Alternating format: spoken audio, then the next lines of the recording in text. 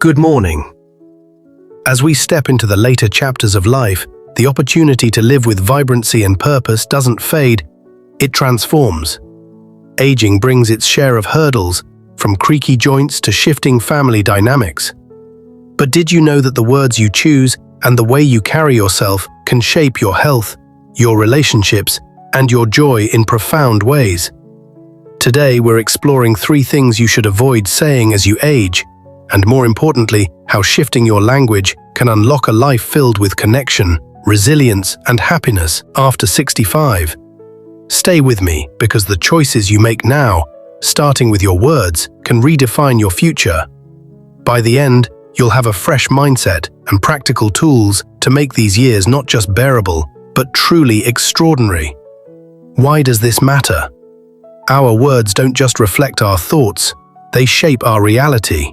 They influence how we feel, how others see us, and how we navigate life's changes. We'll start by unpacking 3 phrases to steer clear of, exploring why constant complaints about health can do more harm than good, how negative talk about loved ones can strain precious bonds, and why retelling the same old stories might keep you tethered to the past.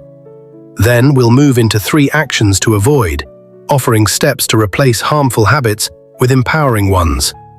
If you're ready to embrace aging with grace and joy, let's dive in. If this message resonates with you, I'd love your feedback. If you're not already subscribed, consider joining and turning on notifications to stay connected with future insights. Your support means everything, and if this inspires you, please like and share to spread these lessons. In the comments, let me know your thoughts. Type 1 if this topic speaks to you, or 0 if there's something else you'd like me to explore. Now, let's begin. As we age, our bodies change in ways that can feel relentless. Aches creep in, energy dips, and ailments seem to appear like uninvited guests. It's tempting to voice these frustrations. Who hasn't wanted to vent about a stiff back or a restless night? But let's pause and consider, does constantly talking about our health struggles truly help? Or does it pull us deeper into negativity? Complaining can feel like a release, a way to process the discomfort of a body that doesn't move as it once did. Aging humbles us. One day, you're striding through life with ease. The next, you're navigating stiffness or fatigue. It's natural to share these challenges with friends, family, or even a kind stranger at the store. But here's the truth.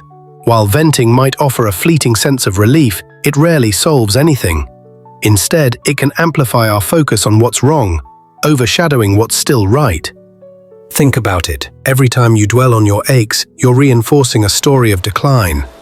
That story doesn't just affect you, it impacts those around you. Loved ones may listen patiently, but over time, constant complaints can strain relationships, leaving others feeling helpless or drained. More critically, this habit can trap you in a mental loop where negativity feeds on itself, making it harder to notice moments of strength or joy. I've seen it happen.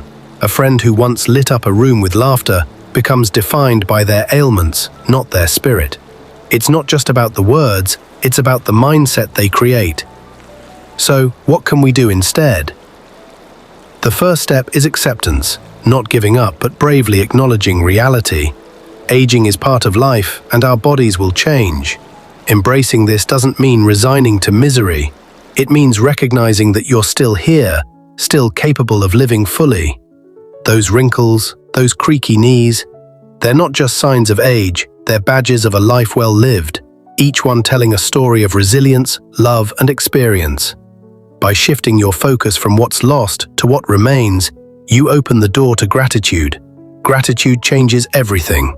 Instead of waking up and listing what hurts, try starting your day with appreciation. Be thankful for the sunrise you see, the laughter of a loved one, or the simple act of breathing. This shift doesn't erase physical challenges, but it reframes them, giving you space to focus on what you can control. From there, replace complaints with action. Small steps make a big difference. Maybe it's a daily walk around the block, a new recipe packed with vegetables, or a few minutes of deep breathing to ease stress. These aren't about denying limitations, they're about reclaiming your power to shape your well-being. When you share these efforts with others, you inspire them. Imagine telling your family, "I'm trying a new stretching routine to feel stronger," instead of, "My joints are acting up again." The first invites connection and hope. The second builds walls. This mindset shift ripples outward. When you focus on progress, you become a source of light for your loved ones. Your children and grandchildren don't want you defined by complaints. They want you thriving, finding joy in the everyday. By choosing gratitude and action, you create an environment where everyone feels uplifted. Your golden years are a gift, and how you talk about your health can either amplify that gift or dim its shine. As we age, we often have more time to reflect on our lives and the people in them. This can be a beautiful chance to cherish memories and strengthen bonds, but it can also lead us to critique those closest to us. It's easy to notice the quirks or choices of our children, grandchildren, or others, and let those observations spill into harsh words. Maybe it's frustration over a decision, concern about their path, or a clash of generational perspectives. But speaking poorly of those we love, even with good intentions, can erode the relationships we hold dear. Words carry weight, especially when they come from someone with the wisdom of age. When we criticize our children or grandchildren, we may think we're offering guidance, but the impact can be far different. A remark like, "You're always on that phone," or "You're not living up to your potential," can sting deeply, creating distance rather than connection. Younger generations navigate a world unlike the one we knew, a world of rapid change, digital noise, and new pressures. What seems like a flaw to us might be their way of coping or thriving. I've seen it firsthand. A grandparent's comment about a grandchild's career choice creates a rift that lingers, not because the words were cruel, but because they felt like judgment. Criticism builds walls. It can make loved ones feel misunderstood or inadequate, as if they're falling short of an invisible standard. This isn't just about family. Speaking negatively about friends, neighbors, or strangers can become a habit that clouds our perspective, making it harder to see the good in others. It weighs us down, feeding a cycle of dissatisfaction that dims our happiness. Instead of criticism, choose encouragement. This doesn't mean ignoring concerns or pretending everything is perfect. It's about framing your words with love. Instead of saying, "You're wasting time with that hobby," try, "I'm curious about what you love about this. Tell me more." This invites dialogue and shows respect for their choices. This practice extends beyond family. When we refrain from negative talk, we cultivate a lighter heart. Constant criticism feeds negativity, but focusing on others' strengths creates warmth and acceptance. This is vital in our later years, when relationships are a cornerstone of fulfillment. A kind word or a moment of shared laughter strengthens bonds in ways criticism never will. To make this shift, notice your thoughts. When you feel the urge to criticize, pause and ask, "Is this necessary? Will it build up or tear down?" Then redirect your energy toward appreciation. Celebrate your grandchild's creativity, your child's resilience, or your friend's generosity. These moments don't just nurture relationships, they nourish your soul. A home filled with love and respect is a legacy worth building, and it starts with your words. Our later years often bring a flood of memories. Moments of triumph, love, and hardship that shape who we are. These stories are treasures, threads in the tapestry of our lives. But there's a difference between sharing them with purpose and repeating the same tales over and over. While revisiting the past can feel comforting, constantly retelling old stories can anchor us there, pulling us away from the present's vibrancy. Why do we repeat these stories? Sometimes it's a way to affirm our identity or connect with others. Other times it's an escape from the present's challenges. But what feels significant to us may not resonate with others. To a grandchild or friend, those oft-repeated tales of back in the day can become background noise, met with polite nods rather than engagement. Over time, this creates an emotional gap, where the connection we crave slips away. Dwelling in the past also robs us of the present's richness. Life is happening now, in the laughter of a family dinner, the warmth of a new friendship, or the joy of a sunny afternoon. When we're stuck retelling decades-old stories, we miss these moments. So, how do we break free? Share your stories with intention. Instead of recounting events, focus on the wisdom they carry.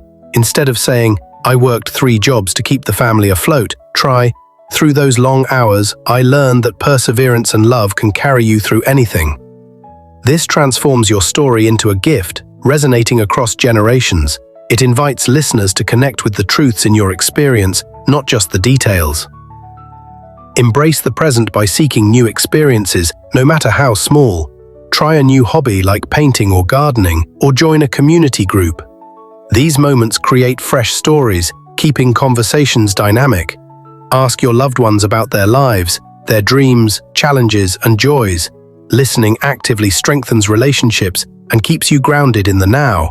Practice gratitude for both the past and present. Honor your memories privately or in writing, but don't let them overshadow today's possibilities. Every day is a chance to write a new chapter, filled with love and discovery. By letting go of repetitive storytelling, you open yourself to the beauty of the moment, creating a life as vibrant now as it was in your youth. Now let's shift to actions to avoid, because what we do matters as much as what we say. As we age, the world can feel overwhelming. The noise of modern life, the pace of change, or the effort of staying connected can make solitude appealing. A quiet moment alone can be a balm, offering space to reflect. But there's a fine line between healthy solitude and harmful isolation, and crossing it can dim your golden years. Isolation often creeps in slowly. You skip a family gathering because you're tired, or decline an event because it feels like too much. Over time, these choices become a pattern, leaving you disconnected from the people and activities that bring joy. The danger isn't just loneliness, it's the toll on your mental and physical health. Social connection reduces stress, boosts mood, and supports longevity. When we withdraw, we lose access to laughter, support, and love. Instead of retreating, seek connection in manageable ways. Call a friend for a chat, invite a neighbor for tea, or join a local group like a book club. Technology can help. Video calls or texts keep you tethered to your community. Connection isn't just about others, it's about honoring your need for belonging. You have wisdom and love to share, and the world is richer for it. By staying engaged, you enrich your life and inspire those around you. Your presence matters, and these years are your time to shine. Aging brings changes to our bodies, and while we can't turn back time, we can care for ourselves in meaningful ways. Neglecting physical well-being through inactivity, poor nutrition, or ignoring medical needs limits your ability to enjoy life. It's not about chasing youth, it's about nurturing the body that carries you through these years. Start with movement. Gentle exercise like a daily walk or chair yoga boosts energy and mood. Find activities you enjoy, whether dancing or gardening. Nutrition matters too. Focus on whole foods like fruits and vegetables. Don't skip checkups. Staying proactive catches issues early. Caring for your body is an act of self-respect, honoring the life you've lived and the years ahead. When you feel stronger, you're better equipped to engage with the world, from playing with grandchildren to exploring hobbies. Your body is your partner. Treat it with kindness.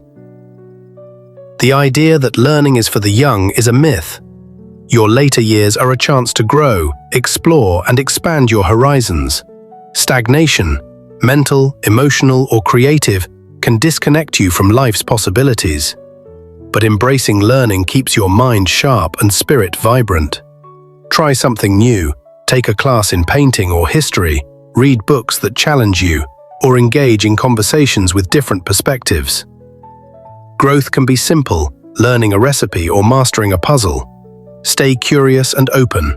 By continuing to learn, you inspire those around you, showing that age is no barrier to a vibrant life. You're writing a legacy of curiosity, one that ripples through your family and community. Your golden years are a canvas, waiting for you to paint them with intention and joy. By choosing your words and actions carefully, avoiding complaints, criticism, and repetitive stories, and embracing connection, self-care, and growth, you create a life that's deeply fulfilling. Aging isn't about decline, it's about transformation. Every day is a chance to live with grace, nurture relationships, and find beauty in the present. Take that first step today. Speak with kindness, act with purpose, and live with gratitude. Your choices shape not just your future, but the lives of those you love. Let's make these years your best yet, filled with love, laughter, and the courage to embrace every moment.